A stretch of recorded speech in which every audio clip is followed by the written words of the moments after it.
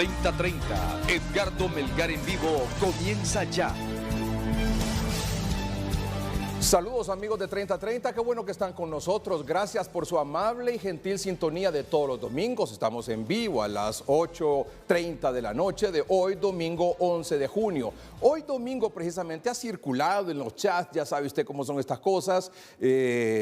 Seguramente le han enviado, le han reenviado, usted ha enviado también este documento que aparece en pantalla con la fecha 27 de mayo de la Secretaría de la República de Honduras, de la Secretaría de Finanzas, firmado supuestamente por la abogada Rixi Moncada, en la cual incluso aparece ya subrayado que habla sobre una concesión e independencia jurisdiccional en la zona de San Lorenzo, al Pacífico hondureño, a nuestro nuevo aliado comercial de la República Popular de China. También dice que se trata de un régimen de zona franca. Bueno, este documento ha circulado en el transcurso de este día y nosotros aquí en el programa, para salir evidentemente de dudas sobre este particular, hemos hecho contacto a esta hora de la noche con la abogada Rixi Moncada, que es la señora ministra de Finanzas, que nos atiende gentilmente la señora ministra para hablarnos y tener una reacción sobre este documento que ha circulado este día domingo. Señora ministra, buenas noches, gracias por atender la llamada de 3030. ¿Qué tiene que decir nuestros amables televidentes sobre este tema? Muchas gracias, Edgardo, por esta llamada para aclarar ante su teleaudiencia esa referencia que hace a ese documento que ha circulado por las redes sociales. Lo que tengo que decir en su programa es ratificar en el marco del 14 aniversario del crimen del golpe de Estado que los criminales siguen ahí, falsificando firmas y falsificando textos, falsificando investiduras. Es un delito. Las personas que están vinculadas deben ser investigadas por los órganos persecutores del Estado. Y de mi cuenta estoy haciendo lo que corresponde para conocer técnicamente el origen de esa nota. El país no puede reconstruirse bajo las mismas condiciones y creo que una falsificación de esa magnitud de la investidura de la Secretaría de Finanzas que se circula por redes debe ser investigada y debe ser juzgada con el rigor que las leyes tienen establecidos. Y sorprende, señora ministra, porque aparece su firma, aparece el sello, incluso si lo bajamos un poquito más, por favor, aquí en esta pantalla aparece hasta el recibido de la oficina hacia donde va dirigida. Un poquito más abajo, por favor, ya lo vamos a mostrar. Aparece como con un recibido, aparece, ahí está. Dice que fue recibido el 28 de mayo a las 3:46 por alguien que creo que se llama Dilcia en el despacho de la Secretaría del Estado de la Presidencia, o sea, con todos estos sellos, señora ministra. Claro, en un país donde ha campeado la impunidad, nosotros llevamos 14 años exigiendo y pidiendo justicia. En un país donde campea la impunidad todo se puede esperar y pareciera fácil alterar la firma, alterar sellos de presentados, de recibidos, alterar textos en este marco en el que la presidenta se encuentra en la República Popular China, abriendo un espacio de relaciones, abriendo oportunidades al país que enfrenta una crisis heredada de al menos 14 años y también en el marco de la presencia en el país del Fondo Monetario Internacional, que estará durante 2 semanas, ya llevamos una, y esta semana que se apresta a iniciar mañana, son trabajos intensos con el fondo, haciendo revisión del artículo 4 de todas nuestras cifras fiscales y monetarias, de cara a la posibilidad de establecer también un acuerdo que los criminales de siempre lancen a las redes un documento falso yo creo que amerita la atención de los entes encargados de la persecución penal. Muy bien. Y señora ministra, ¿en algún momento se ha tenido esa, aparte de que, como usted ya lo aclara, que el documento es falso, ¿ha habido alguna intención de declarar como zona franca San Lorenzo con el gobierno de la República de China? La norma constitucional de la sede fue derogada en este gobierno, en esta administración. La defensa de la soberanía, la defensa del territorio nacional es inclaudicable, y creo que las posiciones firmes y contundentes de la presidenta no dejan lugar a duda sobre esa defensa que haremos a nivel nacional y a nivel internacional. Honduras es una sola. Vamos a cuidar de su territorio en esta administración, pero también de su población, y vamos a también ejercer las acciones que corresponden para poner fin a actos dolosos y lesivos como este. Muy bien. Muchas gracias, señora ministra, por atender esta comunicación.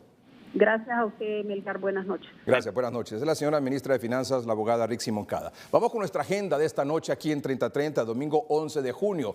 Es una agenda muy apretada, muy cargada, pero de mucha actualidad. Se agudiza la crisis de energía, eso nadie lo puede desconocer. Además, ¿cuál es el actual clima de inversión en el país? ¿Qué resultados esperan de la recién creada Comisión de Seguridad Agraria? ¿Cómo está el índice de actividad macroeconómico del país?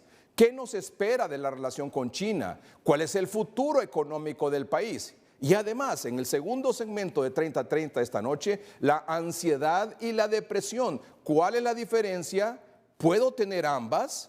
Esta noche estarán aquí con nosotros el doctor Mario Aguilar, que es psiquiatra. Doctor, gracias por estar aquí de nuevo. Y Camila María Cano Villars. Villars es paciente que está ya saliendo de este cuadro de depresión y ansiedad también, ¿verdad? También. Y nos va a contar un poco su testimonio, que es tremendo testimonio el de Camila. Y el doctor Mario Aguilar, que estuvo con nosotros el domingo pasado. Doctor, de nuevo, muchas gracias. Qué impactante fue el domingo pasado la cantidad de preguntas de nuestros amables televidentes sobre este tema, doctor.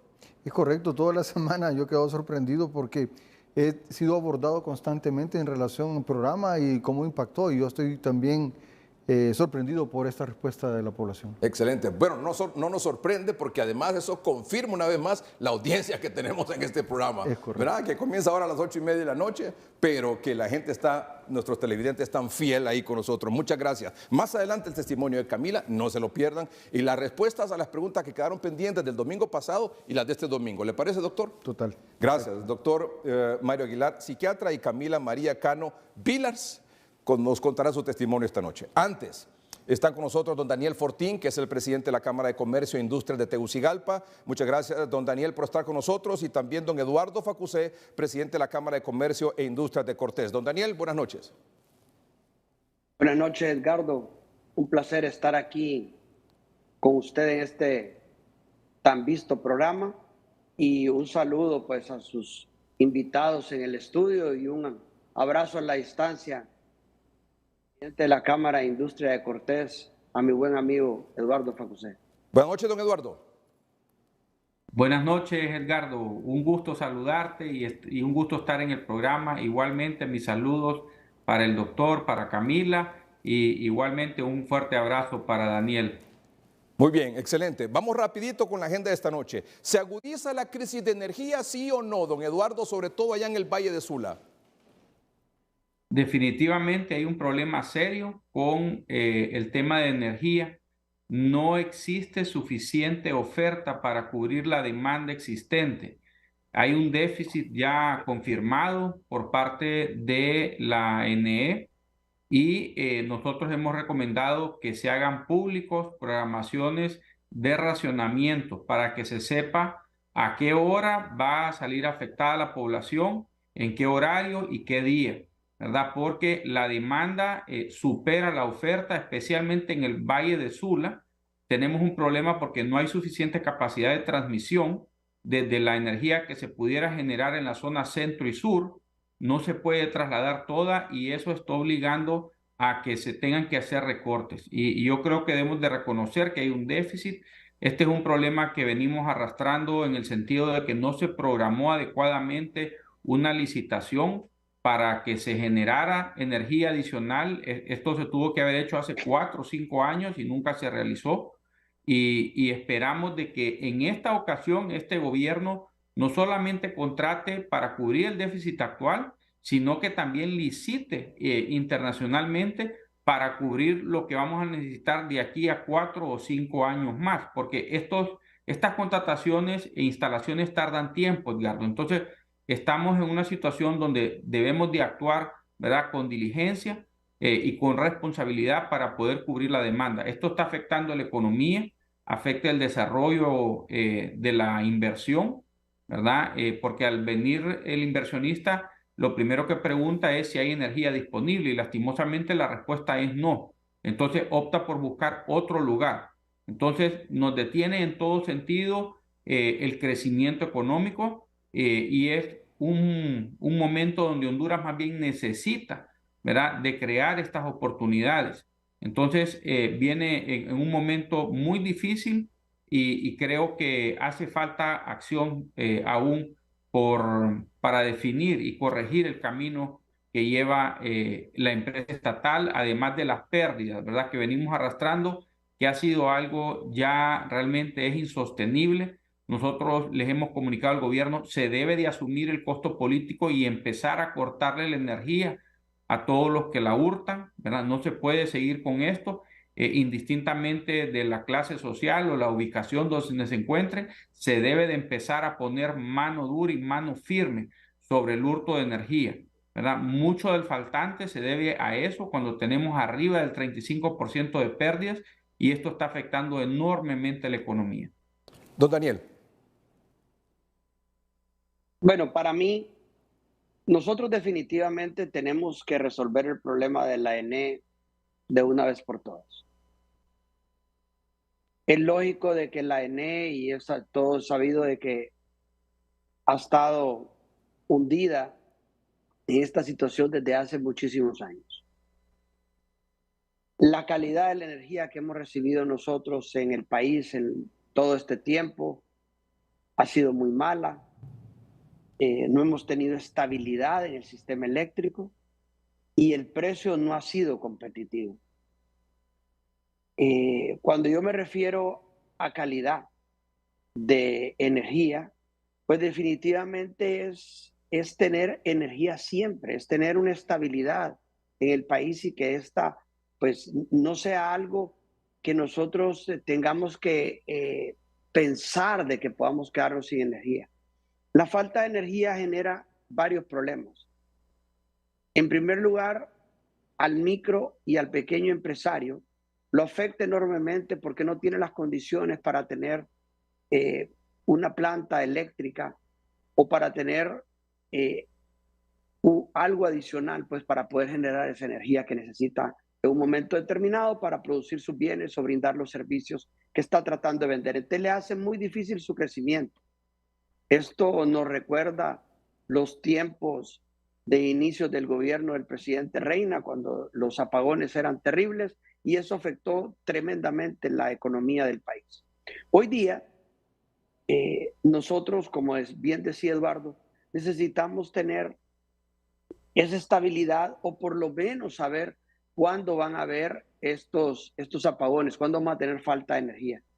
Porque el no saberlo y que de repente a una empresa se quede sin energía, pues le afecta su programación de producción o de brindar los servicios.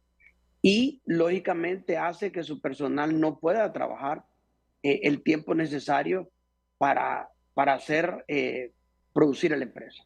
Entonces, definitivamente nosotros tenemos que solucionar ese problema, tenemos que enfocarnos todos.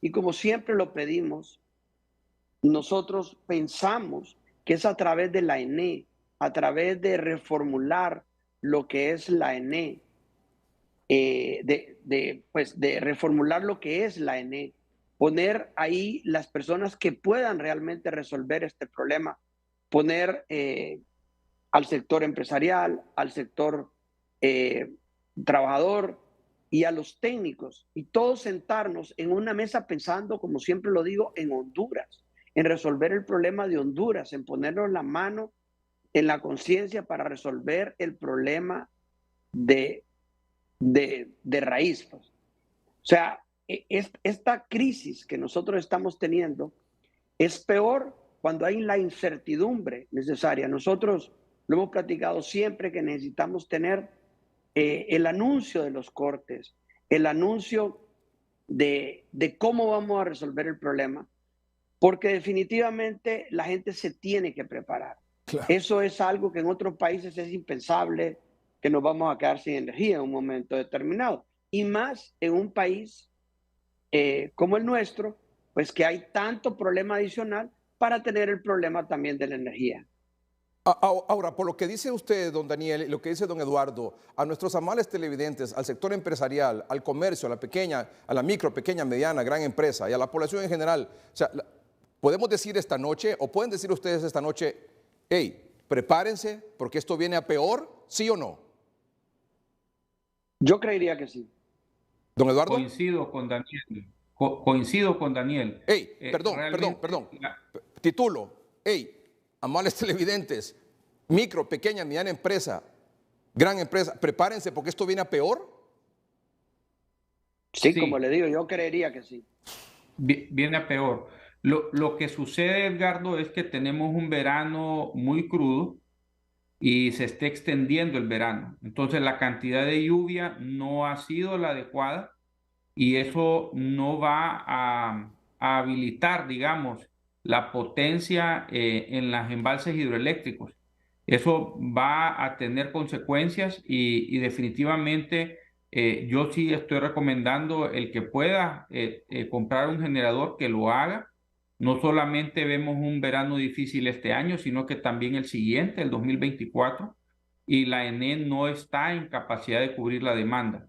Lo debemos de decir de frente. Yo creo que si bien es cierto, han faltado algunas acciones de este gobierno, esto es un resultado más bien de la falta de planificación del gobierno anterior.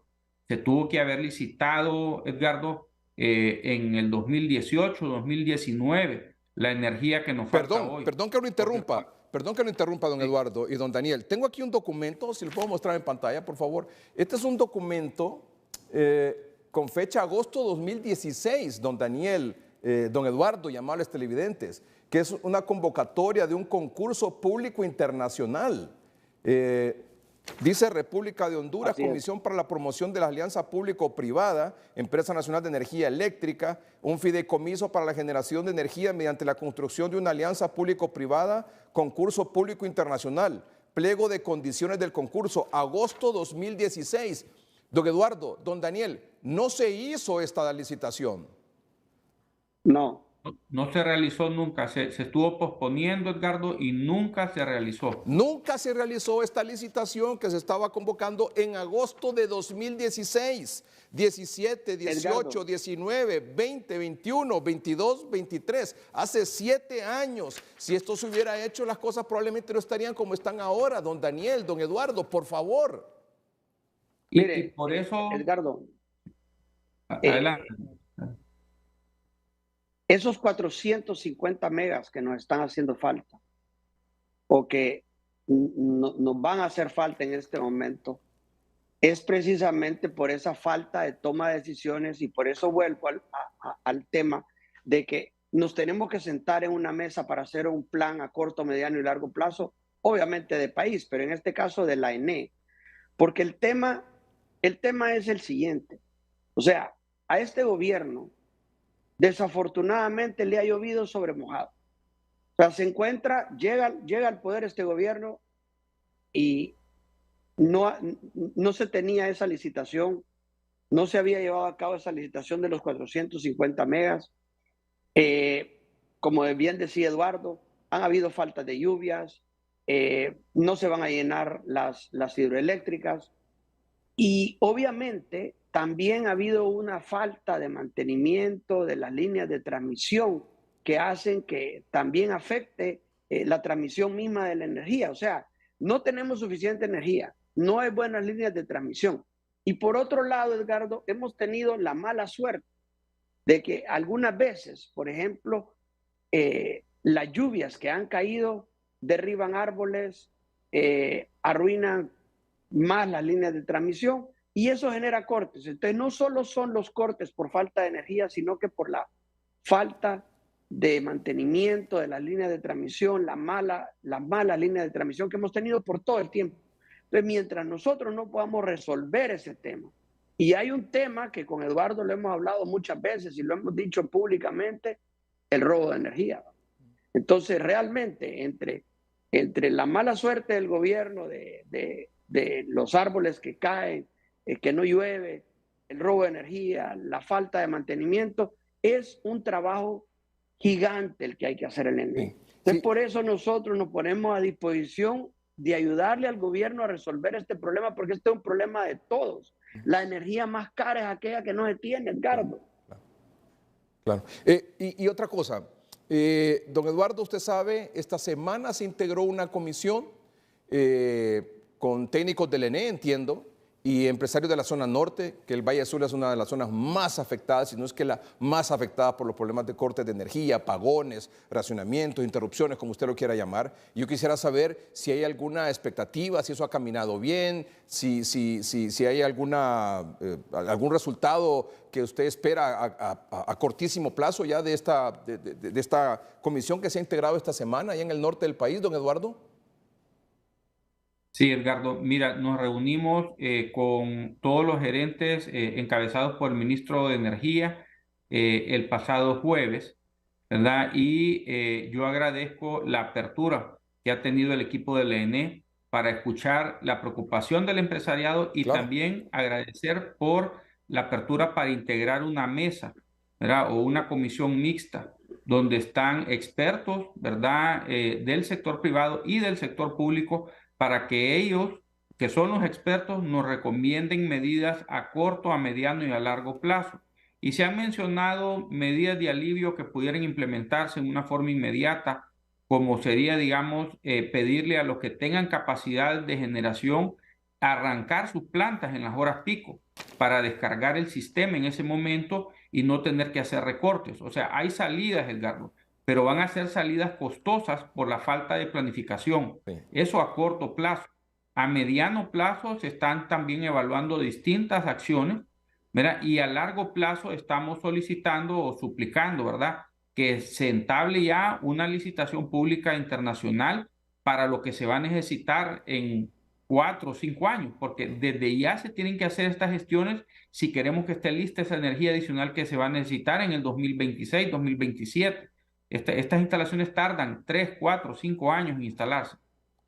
He conversado con algunos expertos en esta área, don Eduardo, don Daniel, y le hago una lista de algunas de las propuestas a corto, mediano y largo plazo para enfrentar esta situación, y es algo que ustedes han hablado hace unos minutos. Lo primero, un programa de racionamiento bien hecho, y que si lo ponemos a full pantalla, por favor, a pantalla completa, un programa de racionamientos bien hecho, o sea, que todos estemos claros de cuándo, dónde y durante cuánto tiempo tendremos racionamiento de energía. O sea, un programa de racionamiento bien hecho. Las empresas, como decía don Eduardo, hay empresas ya con generadores de energía que van a tener que suplir su propio consumo cuando haya esos racionamientos, en un horario aparentemente de 1 de la tarde a 10 de la noche. Habilitar plantas de generación lo más pronto posible. Revisar los contratos de generación para que pronto puedan construir y habilitar sus plantas. Las obras de refuerzo de cortísimo plazo para mejorar la red de transmisión. La compra de energía en el mercado eléctrico regional. Licitar la energía de acuerdo a los programas de planificación con procesos competitivos y que resulten en precios más favorables. Claro, tendríamos resultados de esta licitación de energía quizás dentro de 3, 4 años, pero igualmente hay que planificarlo y hay que realizarlo. No sé si don Eduardo, don Daniel están de acuerdo con estos planteamientos. Totalmente de acuerdo, totalmente. O sea, la única anotación que yo haría, Edgardo, es que la compra de energía en el mercado regional en este momento no es factible, porque los países vecinos que tienen ese excedente lo están guardando para no bajar sus embalses. Están evitando utilizar los embalses. ¿A quiénes se les compra, don Eduardo, normalmente? ¿A quiénes se les compra? A El Salvador y a Guatemala. Estamos hablando de 180 megawatts que se compraron, digamos, el año pasado y que este año no se pudieron adquirir. Porque Entonces, ellos lo están no guardando solamente para nos hace ellos. falta, si ellos nos venden esa capacidad, este año no fue posible eso, Edgardo. Entonces, nos hace falta esos 180 megas y adicionalmente a eso, el país debe siempre estar con un 10% de excedente. Entonces, esos son otros 180. O sea, en este momento, hoy, la energía está o sea, el déficit es de 360 megawatts, digamos, si pusiéramos a operar idóneamente el sistema. Entonces, sí hay un problema serio, no se planificó adecuadamente. Yo diría más allá, yo dijera que el sistema eléctrico se quedó, lo dejaron en el abandono, ¿verdad? Por muchos años y solo fueron malas gestiones. Inclusive el resultado del contrato de EH ha sido pésimo, no se han reducido las pérdidas. O sea, el resultado de todas estas acciones del gobierno, de los gobiernos anteriores fueron un fracaso y yo pienso también que se deben de deducir responsabilidades, Edgardo, ¿verdad? Aquí llegan y pasan gerentes y parte sin novedad con los desastres que nos dejan. Y yo creo que eso ya debe de ponérsele paro. Bueno, pues Cada quien debe de asumir la imagínense que responsabilidad que le aquí está corresponde. el pliego de condiciones para el concurso público internacional de una licitación en agosto de 2016 y no se hizo, don Eduardo y don Daniel. Explíqueme, por favor. Parte del problema que tenemos ahora es porque esto no se hizo. Pues, Eduardo, como siempre lo he dicho, vea, la peor decisión es la que no se toma. Increíble. Vea, nosotros tenemos que tomar decisiones, tenemos que sentarnos en una mesa para tomar esas decisiones, aunque duela tomarlas, aunque sea difícil tomarlas, pero tomándolas sin ningún egoísmo y poniendo a Honduras sobre la mesa. ¿De qué manera Nosotros, esta situación? mire, es importantísimo contratar energía firme, definitivamente. Y obviamente hay que terminar de formalizar los contadores bidireccionales, ¿verdad? O sea, eso es importantísimo hacerlo. Y la verdad es que solo si todos empujamos en la misma dirección, si todos nos sentamos viendo para enfrente, dejando todo nuestros egoísmos, nuestros intereses particulares y que el particular personal de cada uno de nosotros sea Honduras. Solo así vamos a cambiar esto y solo así vamos a mejorar cada una de las situaciones que afectan el país, que en este momento estamos hablando del ENE, que es crucial para la producción, para la parte social también, Edgardo. El hecho de que en las casas no haya energía eléctrica hace que la gente tenga que gastar para ir a buscar qué comer afuera. O sea, eso le cambia el presupuesto a la gente. ¿De qué manera esta situación de la energía, don Daniel, don Eduardo, de qué manera esta situación de energía está influyendo directamente en el clima de inversión en el país, tanto del empresario, del inversionista nacional como del extranjero? ¿De qué manera está influyendo esto? En primer lugar, el extranjero en este momento quiere venir a invertir a Honduras, va a pensarlo porque sabe de que va a tener problemas eléctricos. Y todo aquel micro, pequeño y mediano empresario que ha iniciado un negocio, se la ve, como dicen, a palitos, porque no puede trabajar como él esperaba poder trabajar. No va a poder producir los bienes y servicios. Edgardo, usted significa lo que es tener 4, 5, 6, 7, 8 empleados parados por 4 horas, 3 horas, 6 horas en su empresa sin hacer nada porque no hay energía eléctrica. Usted sabe el costo que eso le representa a esa empresa. Entonces realmente las empresas terminan muy mal porque producir se les hace extremadamente caro. Entonces definitivamente que ese problema hay que resolvérselos. Don Eduardo. Edgardo, en la zona norte yo le dijera la inversión está completamente detenida. Detenida completamente. Yo no le voy a ser ambiguo sobre esto. Hay que decirlo con claridad. Hay muchas zonas de desarrollo que no tienen disponibilidad de energía. La zona de Villanueva es una, la zona de Choloma es otra. O sea, hay restricciones bien importantes y yo ya he sabido de empresas que quieren hacer inversiones y no tienen la disponibilidad de energía y entonces tienen que anular esas inversiones. Inclusive yo escuché recientemente de una empresa que mejor llevó esa inversión a Dominicana. Esta es una empresa nacional que optó por irse a otro país por la falta de disponibilidad de energía. Una empresa recicladora, entiendo yo. Entonces, sí estamos viendo que está afectando enormemente la economía del país porque la inversión que se genera hoy es para dar oportunidades mañana. Entonces, si no estamos ampliando las oportunidades a través de la inversión, realmente se encrudece más la situación de pobreza hacia el futuro. Vamos a un corte comercial. Regresamos en el desarrollo de nuestra agenda con nuestros dos distinguidos invitados en este primer segmento del programa. Y luego estaremos con el doctor Aguilar y con Camila hablando sobre el tema de la ansiedad, la depresión. En la continuación, diríamos como la segunda parte del programa del domingo pasado, ¿verdad, doctor? Camila, ¿está lista? Listísima. Muy bien. Vamos a un corte comercial. Ya volvemos.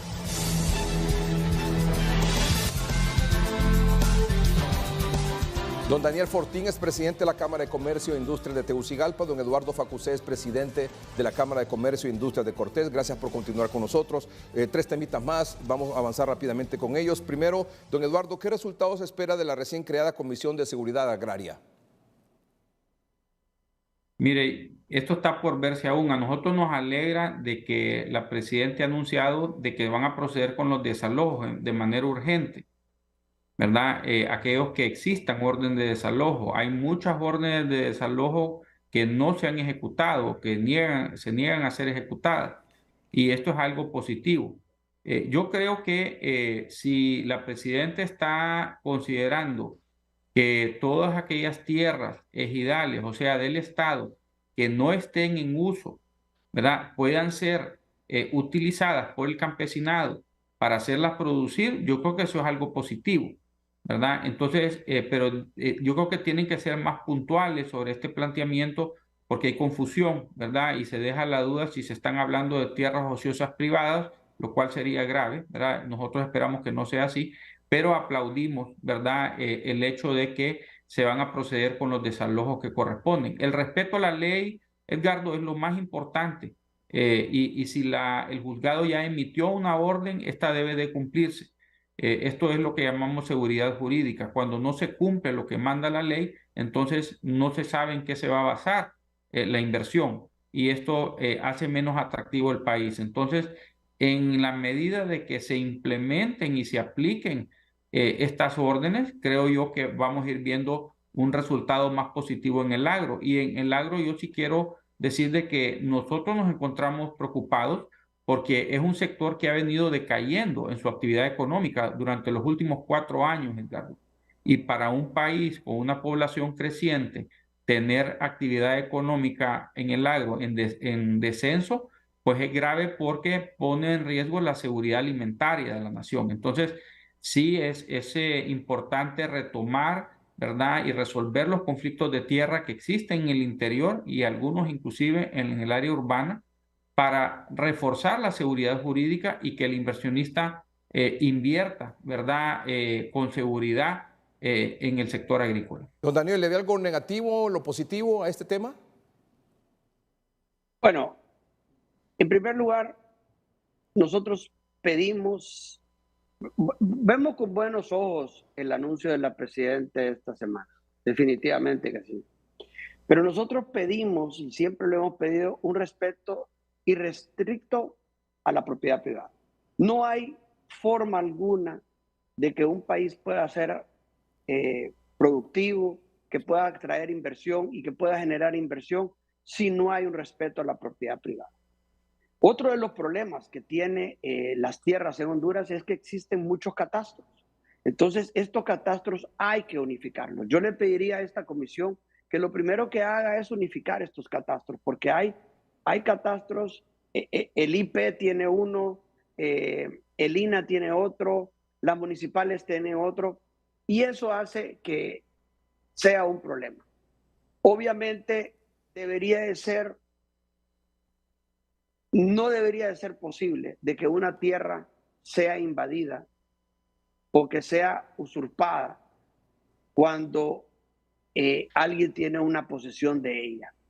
Hay gente que da unas excusas de que dice, bueno, pero es que no está claro quién era el dueño. Bueno, el que la tiene en ese momento, el que cree que es el dueño, debe usar los canales adecuados dentro de el poder judicial para poder recuperar su tierra si es que se la han quitado en una forma deshonesta. Pero hay muchas invasiones que se dan de la noche a la mañana a fincas que están en plena producción y eso afecta tremendamente las ganas de querer invertir en el agro. En este momento en el país hay una falta de producción enorme y muchos de los temores de los productores de producir sus tierras es precisamente porque pueden pensar de que en el momento en que estén en alguna producción entre algún grupo a usurpar esas tierras. Y coincido plenamente con lo que dice Eduardo, que si el programa del gobierno es utilizar las tierras ejidales para crear cooperativas de campesinos y hacerlas producir, dándole la asistencia y la ayuda económica necesaria para poder hacer producir esas tierras en una forma eficiente, pues enhorabuena. Y cuando hablamos de tierras ociosas, hay que analizar por qué esa tierra está ociosa. A veces no es que la persona que tiene un pedazo de tierra lo quiera tener ociosa, es que no tiene el financiamiento o no tiene la asistencia técnica para hacerla. Entonces esta comisión debe crear asistencia técnica y asistencias económicas tanto para las tierras ejidales que se le den a cooperativas de campesinos bien formadas, pero gente que realmente quiera producir en el campo, Claro. y a las personas que tienen sus propiedades que les ayuden, las visiten y que les digan, mire, ¿cómo hacemos para ayudarle para que usted pueda producir? Porque producir en el agro es sumamente difícil y más en un país como el nuestro. Entonces, definitivamente, yo creo que la gente no tiene, pues solo los que producen en el campo tienen la idea de lo costoso que es producir productos agrícolas. O sea, hay que estar igual pensando que si llueve mucho, que si no llovió, que el insecto, que son las plagas, que los altos costos de los fertilizantes, que qué fertilizante voy a usar, que qué semillas voy a usar, que los herbicidas, que la mano de obra, Edgardo, mano de obra en el campo ya no hay. Ya no hay mano de obra en el campo porque la mayoría de la gente ha migrado en los Estados Unidos. Uno va tierra adentro y no se encuentra gente que pueda trabajar las tierras. Entonces también tenemos un problema integral ahí que definitivamente tenemos que también sentarnos a analizar qué es lo que se va a hacer a corto, mediano y largo plazo. O sea, todo el país necesita un plan de nación justo, hecho por todos los interesados, Muy bien. o sea, por todos los afectados, por todos los que están ahí. Don Eduardo, lo escuché esta semana dar una declaración refiriéndose a el índice de la actividad macroeconómica del país. ¿Podría explicarnos en un minuto y medio, dos, por favor, si es tan amable, qué es el índice de actividad macroeconómica del país y qué nos dice ese índice de actividad macroeconómica del país de cómo está en la actualidad? Sí, mire, Ricardo, ese es un muy buen punto. El índice de actividad macroeconómica lo que da es una tendencia en los distintos sectores de qué es lo que está sucediendo. Y sí hay cifras que preocupan, digamos, hay retroceso, digamos, en la manufactura, está abajo casi 7% a marzo, o sea, el primer trimestre. Yo imagino que ya a mayo esto ha avanzado más. Lo mismo estamos viendo en el sector, digamos, de la construcción y el agro. No son sectores que están avanzando a un ritmo saludable y esto al final lo que se traduce es en un menor crecimiento y una reducción de la actividad económica y la pluralización. O sea, estos todos son sectores que pluralizan la economía y al tener un retroceso, lo que quiere decir es que nos va a venir mayor pobreza. No se está desarrollando el país adecuadamente, pero yo creo también a lo que se refería Daniel hace un minuto, de que no existen políticas públicas efectivas para cada uno de estos sectores. y es lo que venimos nosotros reiterando nuestra disposición a aportar para que estos sectores salgan adelante. Muy bien. Don Daniel, ¿qué espera de las relaciones con China? Bueno, nosotros esperamos que nos traiga cosas buenas. Definitivamente nosotros hemos sentido de que, bueno, yo quisiera ir un poquito más atrás en esto de los índices, porque nosotros necesitamos crear o crecer en las actividades que generan empleo, que la agricultura, el comercio, la industria, la manufactura, o sea, la intermediación financiera, las telecomunicaciones. Y obviamente nosotros tenemos también que hacer crecer la parte comercial. Pero con respecto a lo que usted menciona de China, nosotros, bueno, en primer lugar, nosotros sentimos que nosotros con quien tenemos que buscar tener una alianza muy fuerte siempre ha sido con nuestro principal socio, que es los Estados Unidos. O sea, debemos de venir y hacer una excelente relación con los Estados Unidos. Es el mercado al cual nosotros le exportamos la mayoría de los productos. Tenemos en los Estados Unidos la mayor cantidad de gente viviendo. Entonces nosotros necesitamos fortalecer esas relaciones. Obviamente con China, pues nosotros lo que tenemos que ver y que tenemos que buscar es aumentar nuestras exportaciones hacia China. Y que bueno, que si hay alguna inversión china en Honduras, pues esta venga a invertir en energía, que es lo que nos hace falta, infraestructura, pero definitivamente buscando tener una armonía en el país en cuanto a nuestros aliados estratégicos. Porque una de las cosas que yo le quiero mencionar que produce la mayor exacerbación en la parte del país realmente es la polarización. Nosotros tenemos que evitar la polarización definitivamente. Entonces nosotros nos tenemos que sentar a ver cuál es la unión, porque cuando ya hay demasiada polarización, ni siquiera nos escuchamos los unos a los otros. O sea, ya lo que yo le quiera hacer ver a aquella persona no lo va a escuchar porque está completamente polarizado. Y eso nos está pasando en este momento. Ya no nos escuchamos. Entonces, no se toma en cuenta el tomar la decisión en forma conjunta pensando en Honduras.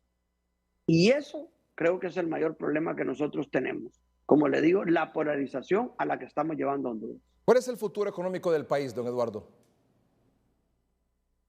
Mire, yo lo catalogaría de la siguiente manera, Edgardo. El país tiene grandes demandas en la parte social. O sea, salud, educación son áreas que necesitan de mucho dinero y no hay lo suficiente. Los recursos fiscales o la disposición de recursos fiscales es bien limitada y con un crecimiento como el que se proyecta, que realmente es bien pobre, nadie debería estar aplaudiendo un crecimiento del 3%, aunque los otros países tengan menos, pero para un país como Honduras deberíamos de estar creciendo por lo menos a un 7% anual.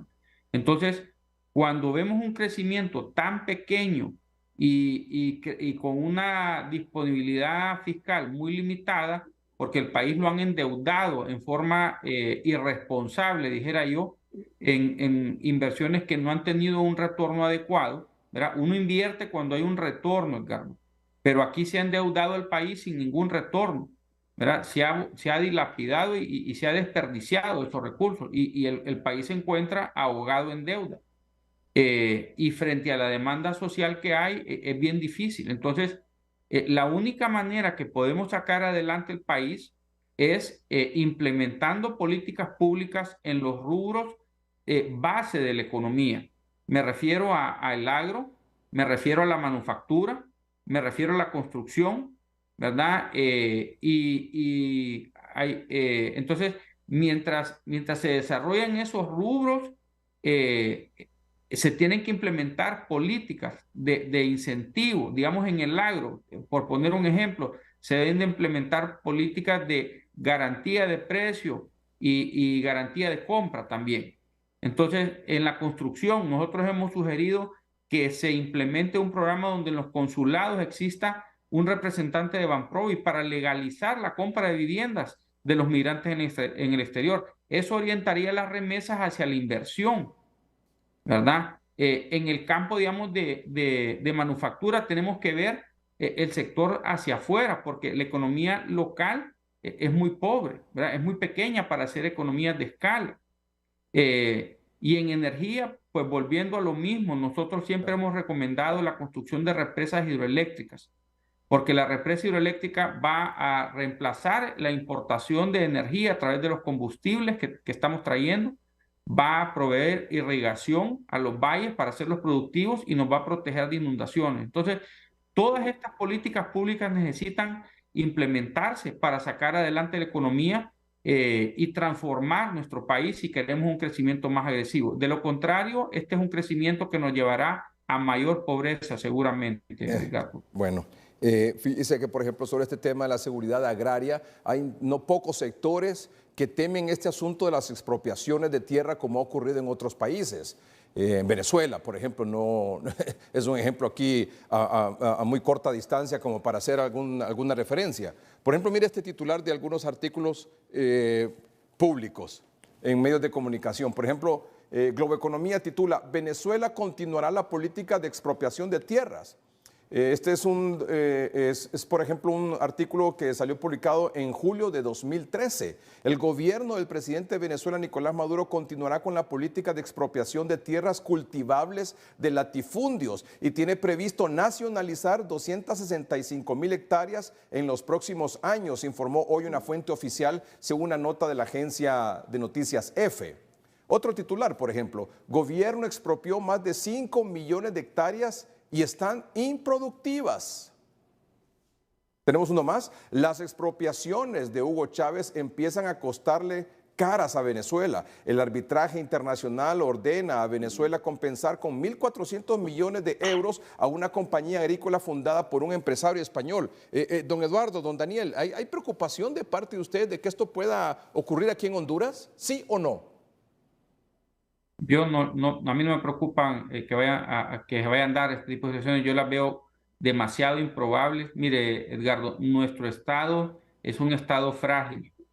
De llegarse a suscitar algún indicio de esto, sería una catástrofe económica para nuestro país. O sea, el país está, es una bolita de vidrio que si le llegamos a pegar un poquito muy fuerte, esto se desquebraja. Entonces, serían acciones descabelladas.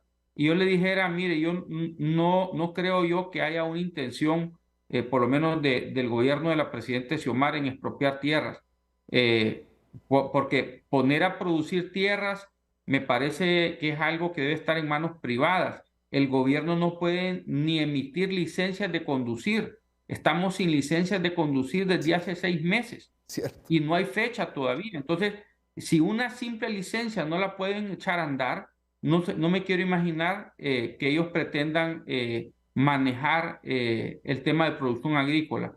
Sería una catástrofe que yo creo que pues desestabilizaría todo el país definitivamente, por lo que yo no veo probabilidad alguna de que esto suceda. Señor Fortín. Bueno, yo la verdad es que comparto plenamente lo que dice Eduardo. Definitivamente que la seguridad jurídica y la seguridad es lo más importante que nosotros podemos tener en un país. El hecho de que hayan expropiaciones de tierra nos generaría mucho más inseguridad jurídica, lo cual Honduras ya ha llegado a un nivel de inseguridad jurídica tremendo, y no solo en este momento, o sea, ya tenemos años de estar con esa inseguridad jurídica que nos ha venido afectando demasiado. O sea, también por otro lado, pues, o sea, nosotros debemos dejar que el sector privado, que es más productivo y eficiente, o sea, administre pues los recursos, no solo los agrícolas, sino también los industriales y comerciales y de servicios.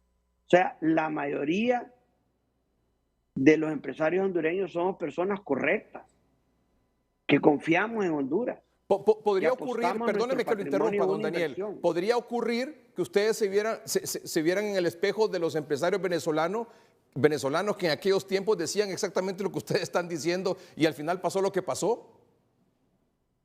Bueno, por eso le estoy diciendo, o sea, que nosotros esperamos de que ese no sea el camino que esté llevando Honduras. Por eso le decía yo que lo que más aumente el nivel de exacerbación es la polarización y estar en este antagonismo de que se va a hacer esto, que se va a hacer lo otro, de que quiero afectar al empresario, que quiero afectar al gobierno, hace que nosotros no podamos salir adelante. Nosotros necesitamos de verdad sentarnos, poner nuestras diferencias aparte y trabajar por Honduras. O sea, si no trabajamos por Honduras, la polarización se va a hacer más grande. Y nosotros no podemos permitir eso, tenemos que unirnos, porque nosotros no podemos vivir con miedo. O sea, ningún hondureño puede vivir con miedo. Y le voy a explicar rápidamente por qué. El hondureño que no tiene, prácticamente no ve un futuro en Honduras, se va de Honduras. El hondureño que se va a estudiar fuera y consigue un trabajo fuera, se queda en Honduras, se queda fuera de Honduras, perdemos ese talento. Los empresarios estamos temerosos de querer seguir invirtiendo porque no vemos, o sea, tenemos cierta incertidumbre y no podemos estar trabajando así porque necesitamos poner nuestra mente solamente en producir. En Honduras, usted dedica como empresario gran parte del día en estar viendo cómo va a solucionar los problemas del país que a veces no tienen ni siquiera que ver con ellos en el sentido, pero es tan polarizada la situación que usted pasa pendiente de las redes sociales de qué va a pasar hoy. Entonces, eso no nos hace concentrarnos en sacar adelante nuestras empresas, sacar adelante nuestros trabajos, ponernos a trabajar conscientemente y, ¿cómo le diría? En una forma eficaz, en una forma adecuada para que podamos sacar adelante a Honduras del subdesarrollo. Entonces, para eso el gobierno tiene que darnos la confianza de que Honduras va en una línea correcta y que aquí en Honduras no va a pasar nada extraño, que vamos a seguir nosotros en un país donde hay cambios de gobierno, donde se eligen las mejores personas, donde el Poder Ejecutivo debe tener de ministros a los mejores hombres y mujeres de Honduras y trabajando de la mano con el empresario y la sociedad hondureña para que todos tengamos la confianza en nuestro país. Si nosotros perdemos la confianza en nuestro país, el país está perdido, Edgardo.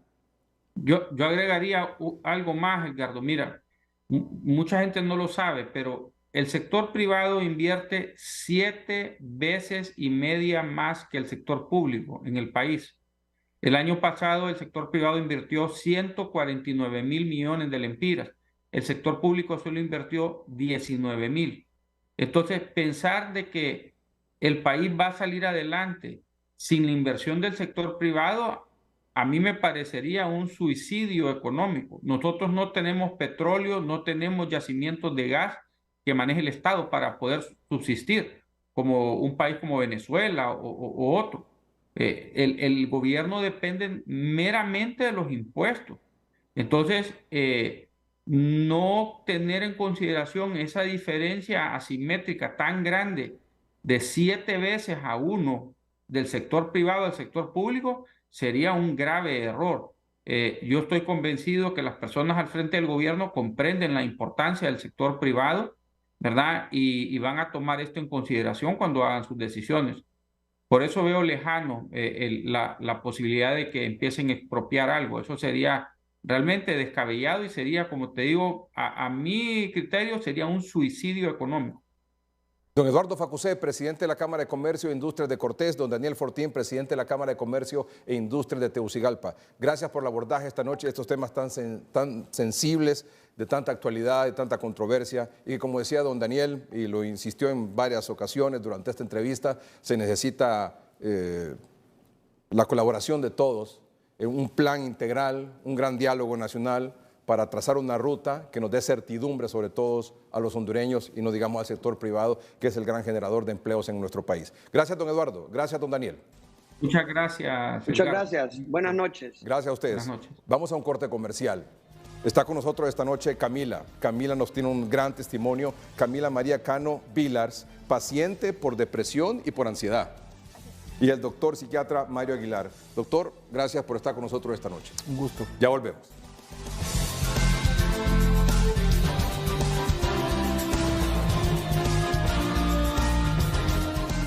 La oportunidad para preguntarle, ¿es posible o no es posible, o sea, superar la muerte de un hijo o una hija? De hecho, es una de las situaciones que más me inquietaron desde que empecé a ejercer la psiquiatría, porque los casos de pérdida de hijos me llamaron mucho la atención. Mi madre, incluso, que ella está pues en cuidados paliativos, ahorita me platicaba mucho que por qué me tocaba a mí hablar mucho de este tema tan sombrío, decía ella. Pero la verdad es muy difícil. Yo trato de centrarme tratando de hacer un paralelismo cuando a la Virgen María se le dice que ella va a vivir con una espada atravesando el corazón por la pérdida de su amado hijo. Yo cada vez que trato a padres o madres que pierden sus hijos, creo que uno vive esa experiencia de ver esa agonía de los padres que luchan por superar esto y que conviven con esa espada atravesando su corazón. Entonces, como terapeutas y el apoyo a los familiares, nosotros tratamos de ayudar a que estas personas puedan convivir con esto y de seguir con su vida hacia adelante con este inmenso dolor que no es curable. Es un inmenso dolor que no es curable. No, se convive con él. Es un dolor que no es... Yo me sonrío, pero no es porque me ría del tema, sino que en mis fantasías iniciales como psiquiatra joven, cuando estaba más joven, yo pues pensaba que yo iba a curar a estas madres sufriendo y ya pues logré con el tiempo entender que mi labor era apoyarles, estar al par de ellos, cuidarlos para que puedan sobrevivir el dolor. Y de alguna forma cuando lograban entender este tipo de situaciones, independientemente de la religión que tuvieran, el comprender que se convive con un dolor porque no hay cura para esto. Esto es algo que no se supera de esa forma, se tiene que aprender a vivir con él y en muchos casos la fe ayuda mucho a estas personas a sobrevivir este dolor, por supuesto. Pero es un dolor hasta la muerte, ¿no? Hasta un reencuentro. Es correcto, es correcto. Bueno, nuestra solidaridad con el doctor Hugo Noé Pino, con su esposa y con toda la familia por esta irreparable pérdida y este tremendo dolor que solo Dios, ¿verdad?, puede contribuir para saberlo, para intentar sobrellevarlo.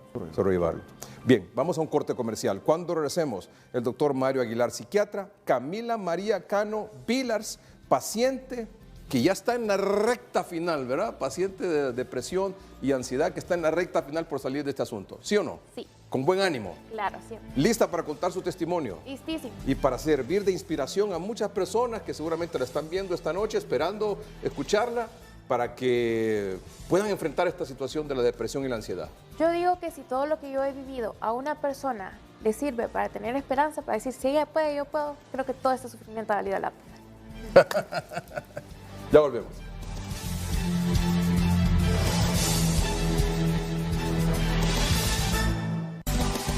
Estamos con el psiquiatra, el doctor Mario Aguilar. Estamos en vivo. Son las 9 de la noche con 40 minutos. Vamos a tener tiempo para poder abordar muchas preguntas esta noche y salir de muchas dudas. Y con Camila María Cano Vilars, paciente por depresión y ansiedad. Le decía al doctor y a nuestros amables televidentes que tal vez no vieron el domingo pasado que esta es la continuación del programa del domingo pasado sobre este tema. ¿Por qué? Por la cantidad de preguntas que tuvimos, los comentarios y todo relacionado con este tema.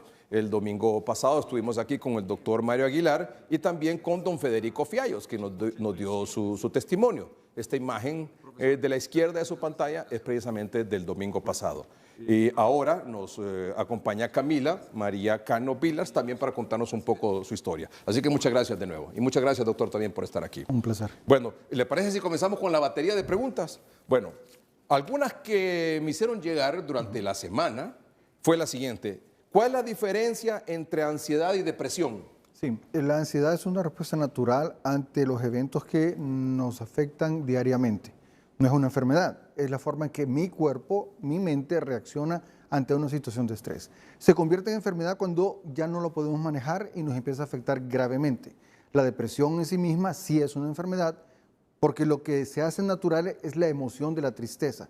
Pero cuando esta dura más de 2 semanas y no mejora y se complica con otros síntomas, se convierte en un síndrome o enfermedad que llamamos depresión. Ansiedad es una forma de responder, pero que se puede convertir en enfermedad, y depresión es una afección que no nos permite responder adecuadamente a nuestra vida. ¿Un paciente puede tener ansiedad y depresión al mismo tiempo? Sí, le llamamos patología dual, quiere decir enfermedad de más de un diagnóstico. Estamos hablando de personas que sufren depresión y sufren trastorno de pánico, sufren depresión o trastorno obsesivo compulsivo, o sea, sufren depresión y otras afecciones, y puede darse con mucha frecuencia.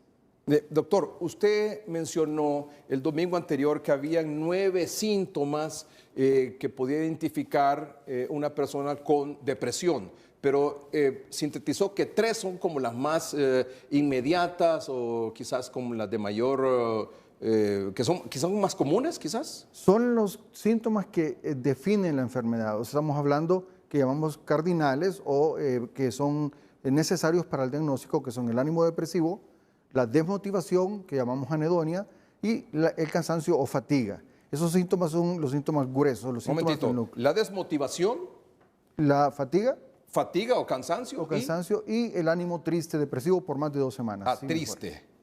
Triste. Para no utilizar la palabra depresivo. Depresión. Porque esa tristeza, ese cansancio o fatiga y esa desmotivación por más de 2 semanas es depresión. Es depresión, correcto. Se le agregan 6 síntomas agregados que son sumamente importantes porque nos permiten definir qué tipo de depresión es y cómo la podemos ayudar con los fármacos cuando es necesario. ¿Cuándo ir al médico? Es importante ir al médico cuando la persona ya percibe que no puede funcionar en su entorno, está afectando su vida laboral, está afectando su vida académica o está afectando su vida de hogar o de familia. Entonces, esto es un poco difícil porque la gente se resiste a percibirlo. A veces son los familiares los que empiezan a darse cuenta de que ha cambiado, de que se está recluyendo, de que no está durmiendo bien, que no se está alimentando bien y otros factores más. Y ese es el punto de alarma en el cual la persona no puede hacerlo por sí mismo, requiere el apoyo de una persona especialista en el área. Me causó, me llamó la atención el domingo pasado una pregunta de un amable televidente que decía, yo paso con desmotivación, con cansancio, con fatiga, con tristeza y no tengo motivación incluso para levantarme de la cama y estoy en esa circunstancia. Pero mi pareja no me entiende, me dice que soy una haragana, que me levante y que vaya a trabajar. O sea, ese asunto de saber entender o identificar que hay un problema entre la pareja es complicado. Es complicado, se da con mucha frecuencia entre las parejas, por supuesto, y entre los mismos familiares, que la familia puede empezar a creer que se está haciendo la persona como desentendida de sus responsabilidades, no quiere asumir las labores que se le han asignado, no quiere ir a clase, no quiere hacer vida académica, pero es bien difícil porque, claro, la persona al no tener el conocimiento médico, científico, y aquí lo aclaro, mucha gente aún cree en este tiempo, aunque se ha avanzado mucho, que es una enfermedad que no existe, que está inventado por muchas personas, y esto hace sufrir a muchas personas que lo sufren por el estigma, porque esto los marca. Entonces, esta marca empieza desde la casa, empieza desde la familia, en muchos casos, y se extiende a su vida fuera de la misma, laboral, académica y tal. Entonces, es un problema grave, hay que abordar a la persona y a la familia para explicarle que hay un problema. En vez de decirle, sos un haragán, levántate de ahí, anda a trabajar, es de abordar el problema, ¿verdad? Claro que sí, porque el problema es que uno de los síntomas que afectan mucho a la depresión, en la depresión son los síntomas mentales, o sea, el pensamiento. La gente tal vez le cuesta entender esto, pero el pensamiento no es de voluntad. Estamos hablando que sabemos que para generar pensamientos existen neurotransmisores como la dopamina, es un neurotransmisor vital que nos permite poder tener, además de gratificación, hacer razonamientos, y la serotonina y la noradrenalina para manejar las emociones. Entonces, en ese momento todo está desregulado. Y aunque la persona quiera tener pensamientos positivos, no le nacen esos pensamientos positivos. Y si viene alguien con pensamientos negativos a criticarlo, le hunde más en estos pensamientos negativos. Peor la cosa. Agrava la situación, correcto. Hay otro asunto. Estoy recogiendo, como resumiendo muchas preguntas. El asunto de la automedicación, doctor, ya sea para la ansiedad o para la depresión. Es bien grave en ambos casos, pero muy frecuente, concluyo, con la ansiedad, porque muchas personas fíjese que sí, creo que sí perciben la angustia. Dice, si me siento nervioso, estoy fuera de control.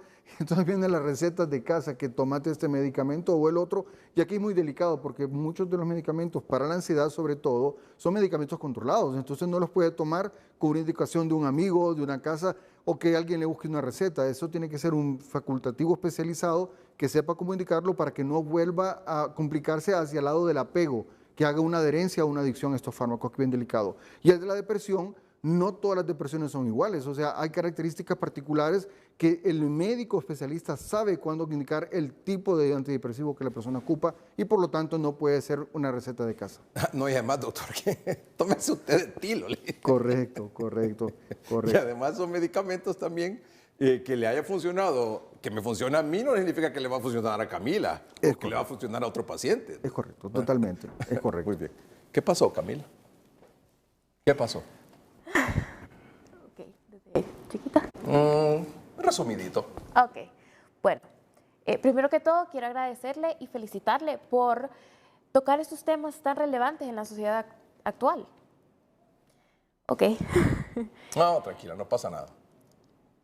A mis 12 años, 12 años, fui diagnosticada con trastorno bipolar, al igual que mi mamá.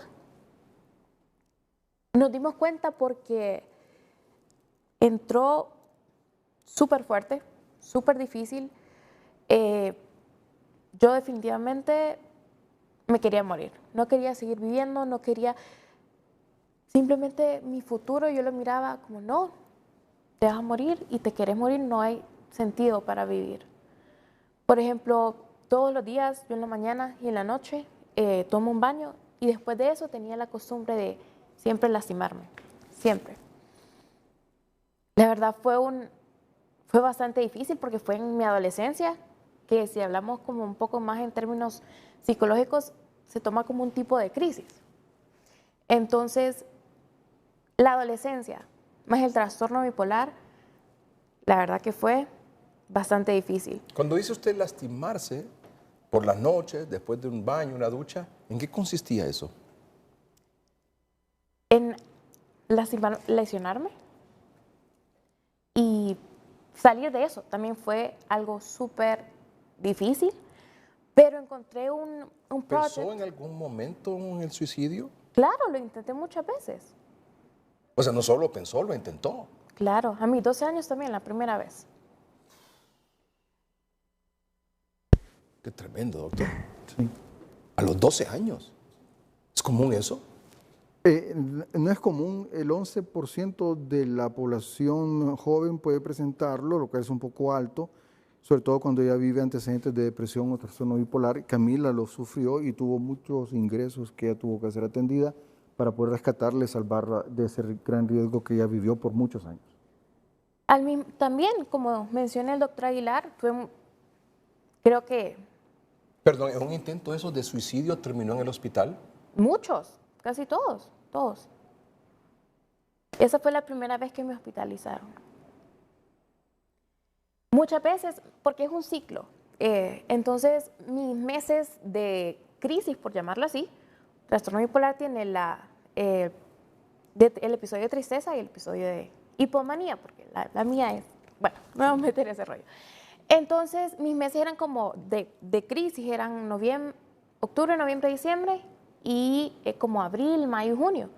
Entonces siempre pasaba el mayor tiempo en diciembre, navidades, fin de año, siempre lo pasaba en el hospital. Llevé creo que más de 5 años seguidos que nunca lo pasé fuera.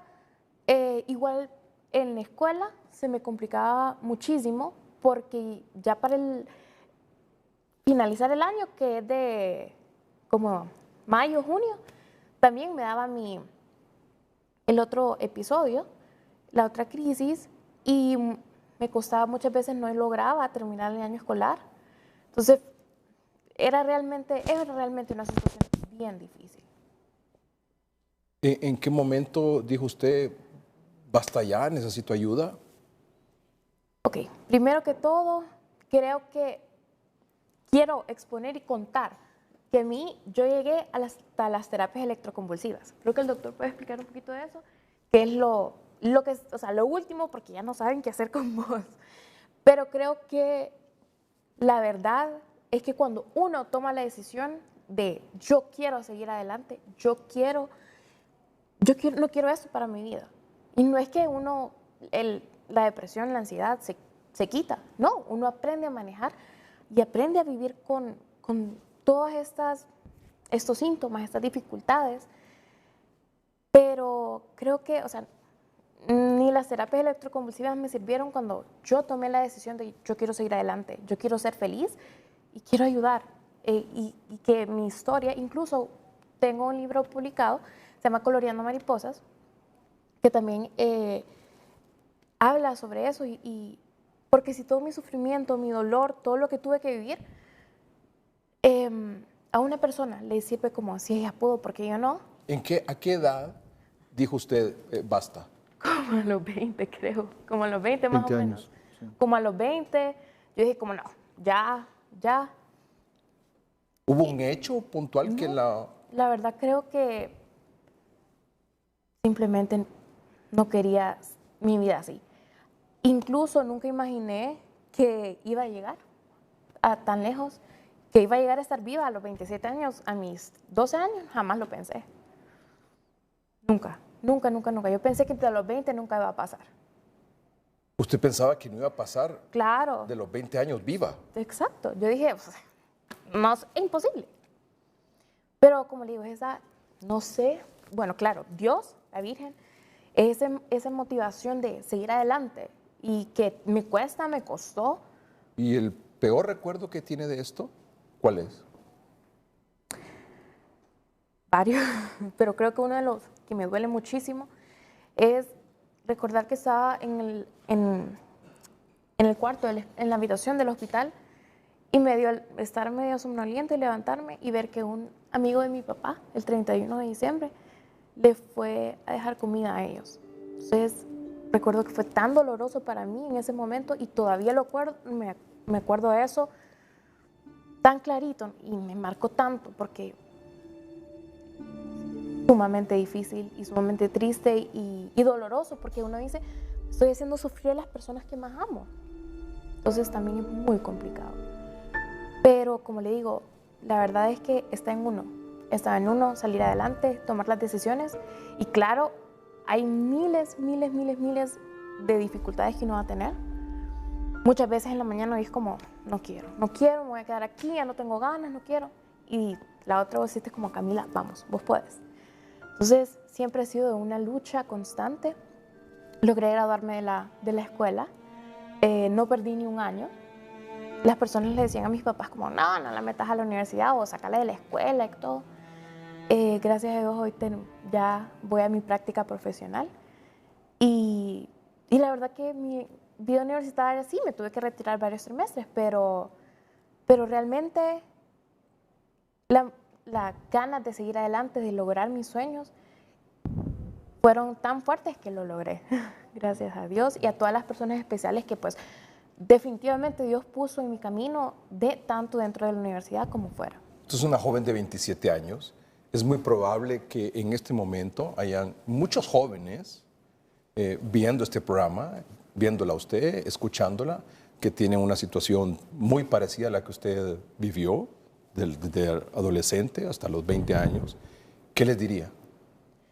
Primero que todo, les quiero decir que no les dé pena, porque siento que eso es algo que, como decir, yo fui al psiquiatra y fui al psicólogo. No les dé pena. Pedir ayuda es de personas fuertes.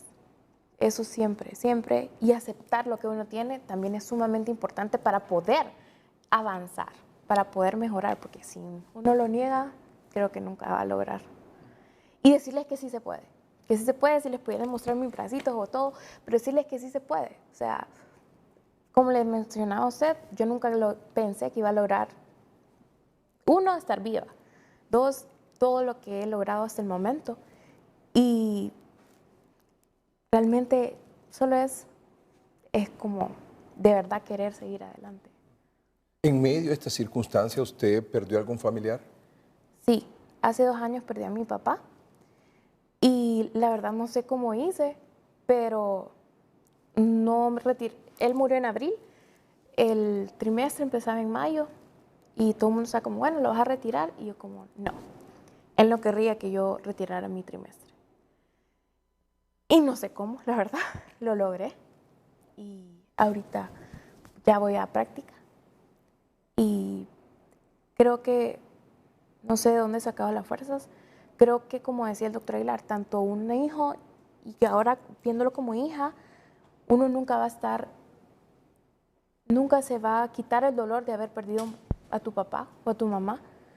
Se aprende a vivir con el dolor, sí. Y van a haber días buenos, van a haber días malos, van a haber días más o menos.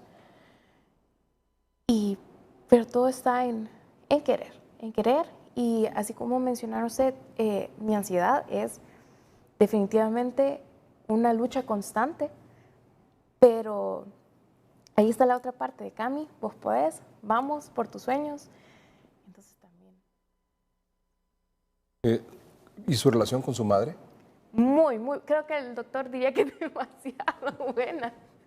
O ya, muy buena. Mi mamá también tiene trastorno bipolar, es algo que es hereditario. Pero sufrió mucho conmigo, sí. Claro. Sí. Y creo que una de las cosas que creo que agradezco es que ella me entendía. Y la verdad es que mi papá, aunque no entendía, siempre trataba de estar.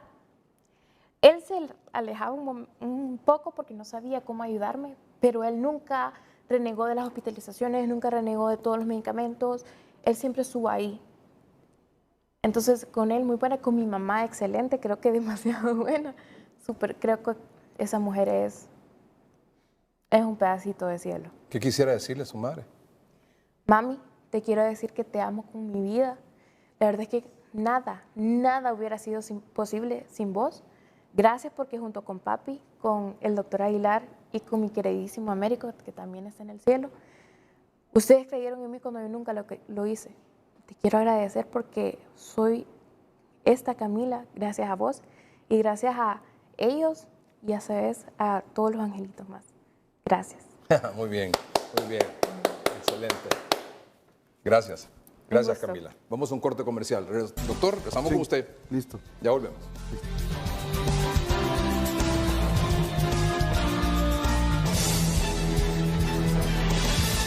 Muy bien. Camila María Cano Villars, paciente por depresión y ansiedad, ¿verdad? Vamos saliendo. Ya, gracias a Dios. Muy bien, gracias a Dios. Y gracias a su familia, su madre que está viendo el programa esta noche. El doctor. El doctor, por supuesto, el doctor Américo Reyes, que en paz descanse, el doctor Mario Aguilar. Muy bien, ¿algunas preguntas? ¿Le parece, doctor? Empecemos. Doctor Aguilar, ¿por qué nos es tan difícil salir de crisis emocionales? ¿Cómo debemos enfrentarlas para no dejarnos llevar a malos pensamientos? Es una pregunta sumamente importante para ir tratando de entender esto. Normalmente el manejo de las emociones es algo que no es fácil, es un proceso difícil.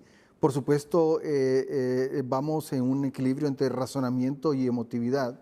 Y en ese sentido, por supuesto, cuando priva la emoción, nosotros no damos buenas respuestas a nivel social. Entonces, imagínense cuando se va de control en la parte afectada por una situación química o neuroquímica, entonces complica mucho más esto, porque estamos hablando del manejo de las dificultades, de las frustraciones, del dolor. Entonces, todas estas situaciones generan muchas emociones, se nos van de la mano. O sea, sin padecer de la depresión se nos pueden ir de la mano, y si estamos con depresión se agravan. Por lo tanto, el manejo de las mismas es sumamente complicado, o sea, no es fácil. De hecho, hoy por hoy nos preguntamos por qué tanto joven se está hiriendo, se está cortando, y estamos hablando de jóvenes que casi no tienen contacto social, que no manejan bien la frustración, que se les dificulta mucho manejar las pérdidas, y que todo esto que se está dando a nivel consumista mundial los está afectando gravemente junto con el Internet. ¿A usted las redes sociales le afectaban aún más? Muchísimo. Yo escribía Google. Ok, también Twitter. Bueno, todo muchísimo. En Google, cómo suicidarte de manera más fácil. Creo que Espérame. Es que esto yo no. Este tema yo nunca lo he abordado, doctor, y nunca he tenido. Yo le agradezco mucho que usted está esta noche aquí y esa valentía que ha tenido de hablarnos de esto. ¿Usted buscaba en Google y escribía ahí en el espacio cómo? Formas de suicidarse más efectivas, más rápidas. Doctor. Y por eso usted decía que siempre terminaba en el hospital. Sí, pero también, o sea, bad things y bueno, cosas malas y cosas buenas. Descubrí un proyecto que se llama The Butterfly Project. Con The Butterfly Project yo logré dejar de lastimarme. Entonces hay cosas muy buenas. Claro, claro. Pero ese tema de las redes sociales también, si no se sabe gestionar, administrar, puede ser exacerbar más este tema de la depresión y esos intentos suicidas, doctor. Totalmente. El problema es que muchos jóvenes se retraen al manejo del contacto solo a nivel de pantallas. Eso hace que el humano se vuelva menos operativo de forma social. Entonces pierde menos facultades para interactuar con los demás y va perdiendo capacidad de manejar una mala cara, una respuesta negativa, porque está todo su mundo lo está viviendo en una pantalla. Entonces, eso hace que la experiencia negativa le duela mucho y lo abata increíblemente y vienen todas estas consecuencias que estamos viendo ahora, emocionalmente fuera de control. Y sabe que he visto mucho también, o al menos lo he escuchado, que el deseo de querer como, el deseo de querer ser aceptado por todo el mundo. Es correcto. Eso es algo... Es como una presión, ¿verdad? No, y no solo imaginémoslo en el aspecto del joven en su colegio, en su vida universitaria. Estamos hablando que hoy la vida es un reality, entonces los jóvenes están siendo aceptados con like, con comentarios positivos o negativos a través de una imagen que se les presenta en una pantalla y dependen de eso y eso los afecta, los abate, los pone mal, les puede hacer sentir bien dependiendo de la respuesta que tengan, pero los vuelve vulnerables en grado sumo. Soy una persona que tiene 74 años y hace 6 meses tuve un problema de artritis en una rodilla que me ha llevado a permanecer en cama. Era una persona activa, maestra jubilada. Tengo temor a volverme depresiva porque me pongo triste por mi estado de salud. ¿Qué consejo me puede dar para mantener mi estado anímico o debo comenzar a tomar algún medicamento? Atentamente, la profe de la 18 calle. Sí, profe, mire, esta es una pregunta importante porque estamos viajando al otro extremo de la vida, estamos viajando a las personas mayores que por su jubilación, por disminuir su actividad, se pueden volver propensas. Agregado esto a una afección como la artritis, que es dolorosa, que es molesta, que limita. Entonces, aquí el riesgo, profesora, es que usted se quede inactiva. Como sea con su artritis, usted tiene que proponer estar activa, tratar de tener contacto con personas, de alguna forma movilizarse, ir a sus tratamientos, no encerrarse. Lo peor que usted puede hacer es encerrarse y dejar de ser una persona productiva, que ya no va a clases, ya no es maestra de clases, pero usted tiene que estar activa siempre. Eso del medicamento vendrá si usted, a pesar de estar activa, sigue hundiéndose en el ánimo depresivo y no resulta alguna mejoría de sus actividades, hay que indicarle un fármaco para ayudarle. Pero yo le apostaría primero a que usted no se exponga a la soledad y a la inactividad, porque eso la va a afectar, profesora. Hola, buenas noches, felicidades por su programa. ¿Cómo sobrellevar la depresión cuando hay un problema serio de salud, dolor, problemas económicos, deficiencia en salud? En teoría dice es fácil, pero en la práctica no es tan fácil. Es correcto, es muy difícil. Es cuando yo mencioné la semana pasada que uno puede darle una receta a alguien que tome un medicamento, pero están por quitarle la casa que está alquilando y no tiene dónde ir. Por ejemplo, la pastilla no le va a quitar esa preocupación, por supuesto. Y esto es una situación que es multifactorial. O sea, para poder sobrellevar esto no es posible que solo sea con el medicamento. Es importante acudir cuando es necesario tomarlo, pero aquí requiere que usted se acerque con personas que le apoyen, su grupo, llamamos nosotros grupo de soporte, familia que le rodean, le puedan prestar un auxilio, les pueden ayudar a salir y tener una solución tanto de los problemas físicos, médicos, los problemas económicos y sociales, que son los más complicados. Personalmente yo le digo, lo que yo miro más difícil de hacerle frente en este momento es a las situaciones sociales, económicas, porque están bien complicadas y hacen que las personas tengan un muy poco margen de poder tener respuesta. Tengo 10 años de tomar Neurocenexón. Neurocenexón, 75 miligramos. ¿Qué hacer para dejarlo? No puedo vivir sin ella. Gracias. ¿Qué es ese medicamento? Ese medicamento es un antidepresivo. Es el nombre farmacológico es venlafaxina. Es un medicamento que se define como un antidepresivo dual. Actúa sobre 2 neurotransmisores de forma inmediata.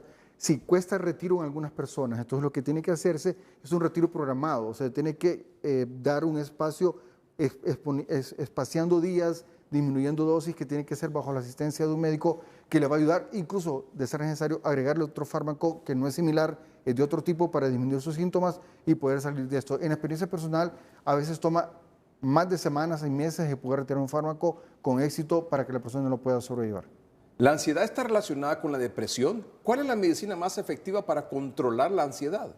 Bien, sí, está relacionada. La ansiedad se activa, entre otros factores, con dos sustancias vitales, que son una hormona que se llama cortisol, que se produce en la glándula suprarrenal, que actúa a nivel cerebral, y la liberación de adrenalina. Ambas sustancias son normalmente activadas para responder ante situaciones de estrés, pero cuando se sobresatura el cerebro de estas dos sustancias, cuando hay mucha tensión, provoca más daño que beneficio. Entonces es aquí cuando viene el problema de este evento de ansiedad que se vuelve un trastorno. Hay medicamentos para ello, hay apoyo psicoterapéutico para ello y tiene que acudir con alguien que le ayude al manejo de la ansiedad. Buenas noches, sufro depresión, tomo medicamentos amitriptilina y Dormilán. Dormilán. Me duele el alma. Sí, esta expresión ya la he escuchado. Pareciera ser como muy poética, pero es muy real. Es como ubicar la mente, uno trata de entender, porque uno ubica el corazón y sabe que me duele el corazón, pero la mente no está aquí solamente en nuestro cerebro, la mente es un constructo mental que tal vez lo que maneja la información ahora la población joven de lo que es informática, la mente es como una realidad virtual, pero duele, o sea, puede doler y duele mucho más que un cuerpo, que la parte del cuerpo. Entonces, en ese sentido, buscar ayuda es vital porque son dolores que trascienden al dolor físico y son sumamente, afectan mucho a la persona. Entonces, esta persona tiene que ir con alguien que le ayude definitivamente. Esta pregunta no es una pregunta, es decir, este mensaje no es pregunta, es un mensaje. Léalo usted, por favor. Ok. Aquí está. Felicito a Camila Cano por su valentía y fuerza de voluntad para lograr sacar su vida adelante con sus problemas de ansiedad y depresión. Gracias por compartir sus experiencias con nosotros. Que Dios la siga fortaleciendo. Atentamente, WM. Muchísimas gracias. Como les mencioné anteriormente, sí, yo he tenido que vivir todo esto y lo cuento, soy muy abierta, porque si una persona, lo he dicho varias veces, pero si una persona realmente toma mi testimonio, mi vida, y dice, bueno, yo puedo, si ella pudo, ¿por qué yo no? Todo el dolor, todo mi sufrimiento, realmente ha valido la pena. Muy bien. ¿Tenemos más preguntas para el doctor? Sí. Bueno, esta ya la contestó, ¿verdad? Sí. Buenas noches, a veces me despierto de madrugada y no me puedo volver a dormir. Siempre ando cansado, tengo 47 años, soy hombre, varón. Sí, el problema del sueño. El problema del sueño por lo general está vinculado con ansiedad. Es un problema, pero como él lo presenta, que es de madrugada, también podría estar vinculado con ánimo depresivo. No sé si él vive esta condición, pero el problema de despertares matutinos o en la madrugada hay que cuidarlo, tanto como el de conciliar el sueño con dificultad. Entonces se requiere probablemente oigan bien, no solamente tomar medicamentos, sino que mejorar su estilo de vida. Yo siempre he dicho lo que dicen otros colegas, que para llegar a dormir bien hay que cuidar todo el día. O sea, yo si me enfoco solo llegar en la noche y ponerme la almohada, me equivoco. Yo tengo que tener un horario de comida saludable, comer a tiempo, comer cantidades regulares, no comer en deshoras, no comer tardíamente, no hacer cenas cargadas. No es conveniente bañarse de noche, no es correcto. Cafeína después de las 4 o 5 de la tarde tampoco es correcto. El entorno donde duermo tengo que cuidarlo. O sea, si uno se da cuenta de todo esto, hay que darle todo un detalle, pero si aún así no logro dormir, habrá medicamentos que me ayudarán, de antihistamínicos y otros fármacos que me ayudarán a conciliar el sueño y sobre todo hacer actividad física me ayuda mucho a tener una mejor calidad de sueño. Buenas noches, doctor. Me están dando ataques de ansiedad por la noche y mi corazón se acelera mucho que no puedo dormir. ¿Qué puedo hacer al respecto? Sí, esto que está viviendo ella se le conoce como trastorno de pánico, que realmente es una alteración que provoca una producción anómala de adrenalina en el cerebro. Nuestro cerebro está programado para que cuando vivamos un estímulo que nos da miedo, reacciona liberando adrenalina y nuestro corazón bombea. Pero las personas que sufren trastorno de pánico se libera de forma inadecuada y empieza a ir toda esta crisis. Se requiere primero atención médica, porque muchos de estos pacientes terminan en las emergencias de hospitales, médicos de atención general, y no son comprendidos. Algunos creen que padecen de infarto de agudo del miocardio, pero lo que ellos ocupan es ir con una persona que les dé una instrucción de manejo de respiratorio y de relajación. La regulación de oxígeno y monóxido de carbono disminuye la crisis de ansiedad, la intensidad, y algún medicamento que ayude a controlar las mismas, es necesario que acuda a consulta. Buenas noches, doctor. Me recomendaron tomar té de cúrcuma y mejoré mucho con la depresión y descanso mejor por las noches. Sí, a ver, el mundo de los hierbas y hongos y todo esto es de mucho respeto para los médicos, visto desde el punto de vista científico. Esto quiero ver bien claro. Hay investigaciones sobre sustancias, algunas de estas son positivas, a veces se ponen de moda, ahorita está muy de moda el magnesio en los pacientes que lo están tomando como un suplemento. Entonces, estas sustancias pueden ser de utilidad, pero quiero hacer una observación. Ojo a la demás población.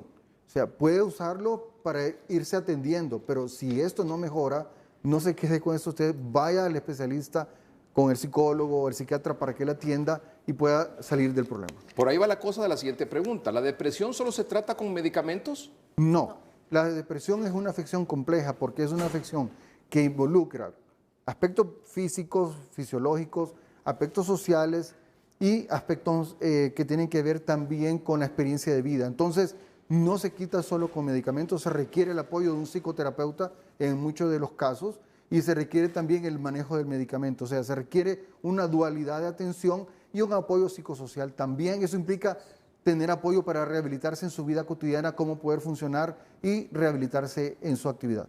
Buenas noches. Una pregunta, doctor. ¿Está relacionado el estrés con el adormecimiento de la espalda e insomnio y desesperación? El estrés es el evento que puede suceder en el exterior o en nuestra mente que provoca la respuesta que es la ansiedad. El estrés desencadena ansiedad y por lo tanto la ansiedad puede desencadenar páginas y páginas de síntomas. Usted se puede asustar de lo que la ansiedad puede provocarle hasta caída del pelo, puede provocarle encanecimiento en algunos casos, vitiligo en algunas personas, aceleración del corazón, o sea, provoca cualquier cantidad de síntomas y los de la espalda no están exentos. La última. Hola, gracias por el tema. Una ayuda para los que estamos del otro lado, que aún con los mismos problemas vemos la vida diferente. Me cuesta ayudar, ya que alguien tiene que hacer algo. No se puede dar el lujo de deprimirse también. En lo personal, mi relación cercana con Dios me ayuda inmensamente. Totalmente. O sea, como mencionaba antes, requiere un apoyo multifactorial, multifactorial de muchos factores. La situación de poder entender a alguien que me encantó eso que dice, estoy del otro lado. O sea, yo entiendo que está sufriendo, que está en el momento difícil y requiere que las personas le ayudemos. Y no solo a un médico, sino que ella pueda llamar a las personas, que lo dijo Camila. Es un punto importante. Tengo un maestro que lo voy a citar ahorita, que es uno de los psiquiatras más viejos del país, el doctor Raudales. Asdrúbal Raudales, él me decía, tienes que aprenderte dos cosas, Mario. Para ayudar a un paciente vos ocupás dos metas. Una de ellas es que la persona sepa reconocer que tiene un problema. Si la persona sabe que tiene un problema, que está al otro lado de la calle, llama para que le atendamos. Y el segundo, que sepa pedir ayuda, que eso es sumamente importante. Si tiene esos dos, me decía mi maestro, tiene el 50% del camino de adelanto. Doctor, muchas gracias por haber estado con nosotros. Muy amable, doctor Mario Aguilar. Muchas gracias, Camila, por haber estado con nosotros esta noche. Y gracias a ustedes por su atención. Buenas noches y que estén bien.